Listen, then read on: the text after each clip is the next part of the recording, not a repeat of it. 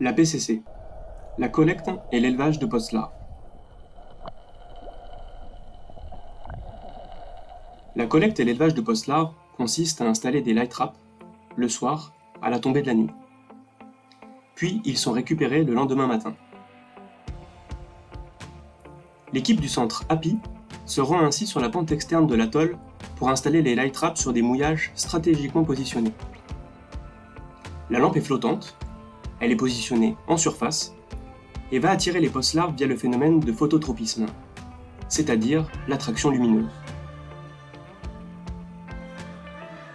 Pour éviter la prédation, chaque nuit, autour de la nouvelle lune, les larves de poissons devenues des post-larves, c'est-à-dire le dernier stade larvaire, colonisent le récif. Dans ce cycle de vie, les scientifiques estiment que 95% des post-larves meurent naturellement. La technique de la PCC a pour objectif de collecter ces post-larves avant cette importante mortalité pour les valoriser sans avoir d'impact sur l'environnement.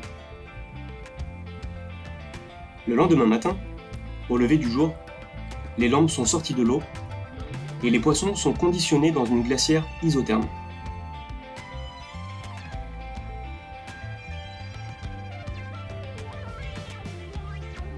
Le projet API déploie 3 à 4 light traps chaque nuit en fonction des conditions météo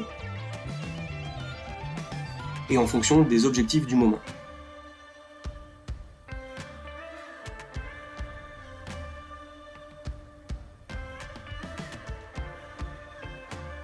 De retour à terre, les glacières sont ramenées au centre. Les lampes sont débranchées, le matériel est rincé et les batteries remises à charger.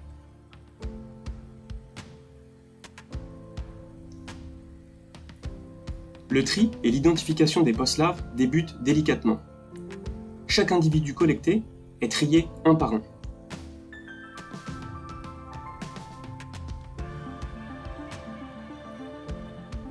L'identification essaie de se faire à l'espèce ou à la famille.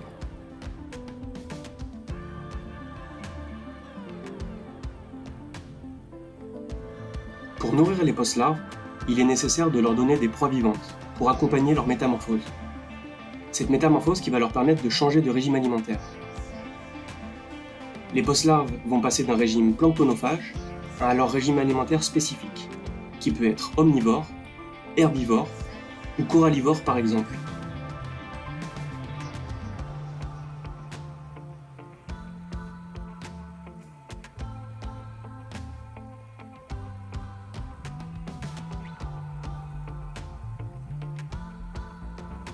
Les poissons se métamorphosent rapidement.